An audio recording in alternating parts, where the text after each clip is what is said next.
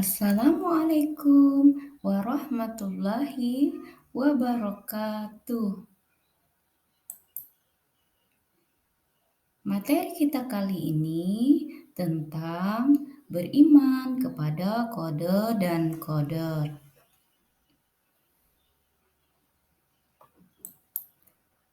Kode secara bahasa yaitu ketetapan, ketentuan, ukuran, takaran, ataupun sifat.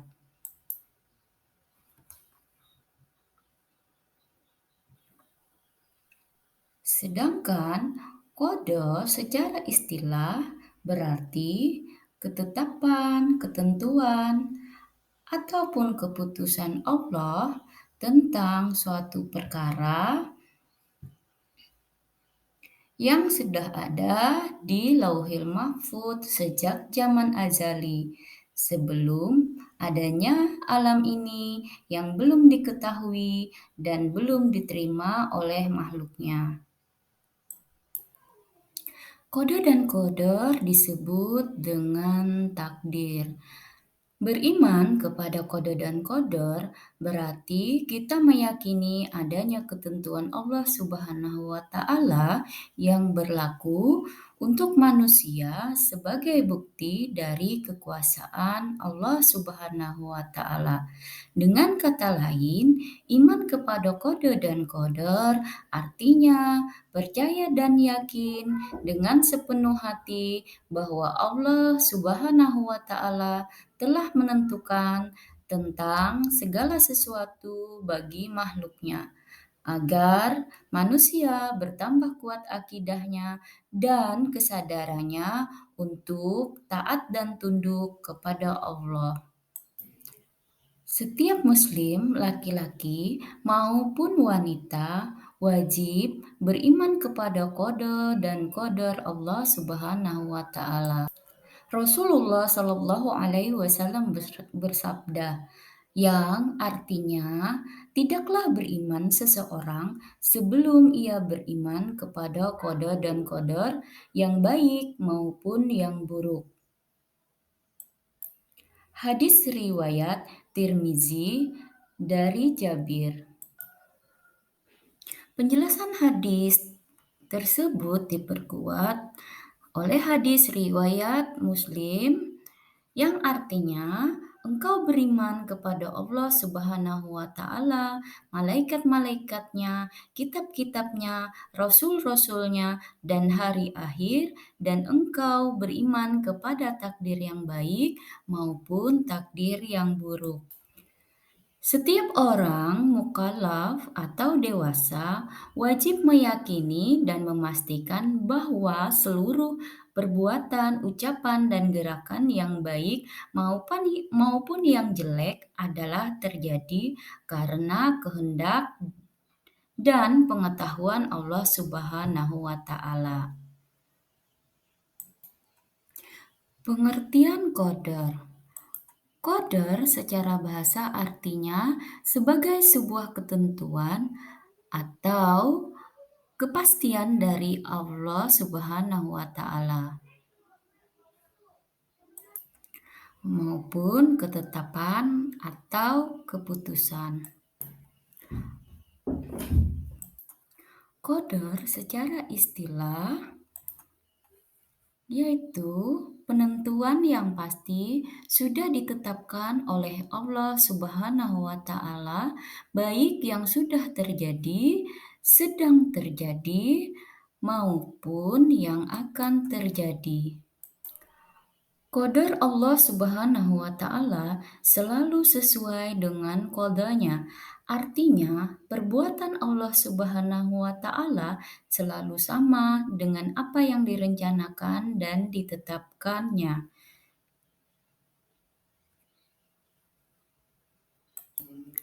Mengenai kode dan qadar Allah Subhanahu wa Ta'ala, tidak ada yang dapat mengetahuinya kecuali Allah Subhanahu wa Ta'ala, baik itu takdir baik maupun takdir buruk. Oleh karena itu, setiap makhluk harus selalu berusaha sebaik mungkin dan memohon kepada Allah agar diberikan nikmat kebaikan dalam kehidupan di dunia maupun di akhirat. Sebagaimana firman Allah yang berbunyi bahwa setiap bencana yang menimpa di bumi dan yang menimpa dirimu sendiri, semuanya telah tertulis dalam kitab Lauhil Mahfudz sebelum kami mewujudkannya. Sungguh yang demikian itu mudah bagi Allah. ما أصاب من مصيبة في الأرض ولا في أنفسكم إلا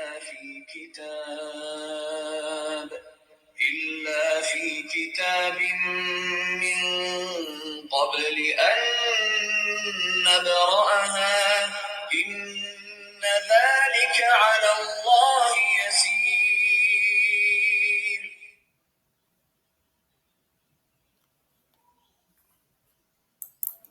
Qadar atau takdir merupakan realisasi dari qada. Meskipun ada takdir Allah Subhanahu wa Ta'ala, bukan berarti kita sebagai manusia bermalas-malasan menunggu nasib tanpa berusaha atau berikhtiar.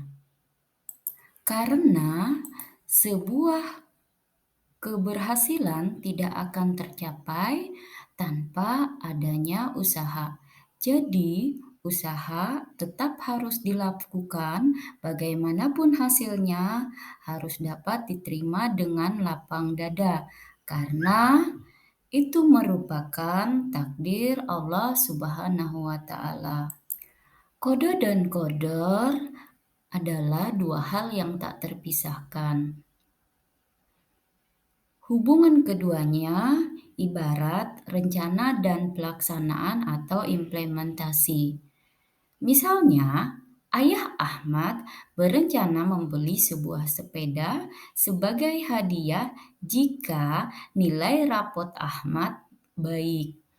Rencana itu dapat diibaratkan qada Allah Subhanahu wa Ta'ala terhadap makhluknya, sehingga ketika rencana membeli sepeda sebagai sebuah hadiah itu terlaksana, maka itulah yang dinamakan qadarnya. Macam-macam takdir, yaitu yang pertama adalah takdir mubram, yang kedua yaitu takdir mu'allaq. Takdir mu'allaq adalah ketentuan Allah Subhanahu wa Ta'ala yang dapat diubah dengan doa dan ikhtiar. Manusia adalah makhluk Allah Subhanahu wa Ta'ala yang mencipta, mengatur, dan menguasai alam semesta. Manusia tidak mengetahui apa yang terjadi atas dirinya sendiri, baik kejadian yang menyenangkan atau kejadian menyusahkan. Manusia hanya bisa berusaha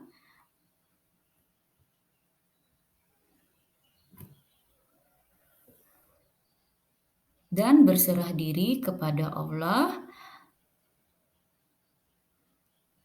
Apa yang dilakukan oleh manusia dalam kehidupan ini harus optimis, harus semangat, kemudian berikhtiar dan bertawakal kepada Allah Subhanahu wa Ta'ala. Ciri-ciri orang yang beriman kepada qada dan qadar. Yang pertama, senantiasa ikhtiar, berusaha dalam mencapai keberhasilan. Yang kedua, senantiasa tawakal kepada Allah Subhanahu wa Ta'ala. Yang ketiga, ridho dan ikhlas terhadap segala keputusan Allah. Yang keempat, tabah hati dan sabar dalam menghadapi musibah. Yang kelima, senantiasa bersikap tawadu kepada kebesaran Allah Subhanahu wa Ta'ala.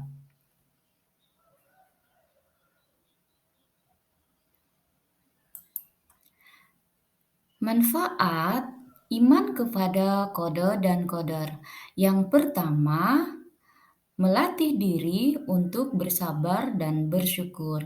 Yang kedua, menjauhkan diri dari sikap sombong. Yang ketiga, senantiasa dapat menenangkan jiwa. Yang keempat, menumbuhkan sikap optimis, ikhtiar, dan tawakal dalam kehidupan. Perilaku yang mencerminkan keimanan kepada qada dan qadar. Yang pertama, berjiwa qanaah atau rela menerima kenyataan hidup yang dialami dengan ikhlas. Yang kedua, berani menghadapi persoalan hidup karena sangat yakin semua yang dialami adalah ujian dari Allah Subhanahu wa Ta'ala. Yang ketiga, senantiasa berprasangka baik kepada Allah Subhanahu wa Ta'ala ketika menghadapi kesulitan hidup. Yang keempat, memiliki keberanian dalam berjuang menegakkan Islam karena sangat yakin bahwa hidup dan mati ada pada kuasa Allah Subhanahu wa Ta'ala. Yang kelima, memiliki jiwa yang tenang, tidak mudah terpengaruh oleh lingkungan yang tidak baik. Yang keenam, cukup tentram hidupnya karena merasa bahwa dirinya selalu dekat dengan Allah Subhanahu wa Ta'ala. Yang ketujuh, mampu mengendalikan dirinya di saat duka maupun suka. Baik, sampai di sini materi pembelajaran tentang beriman kepada qada dan qadar. Semoga menambah keimanan kita agar senantiasa berperilaku mencerminkan keimanan kepada qada dan qadar dalam kehidupan sehari-hari. Alhamdulillahirabbil alamin.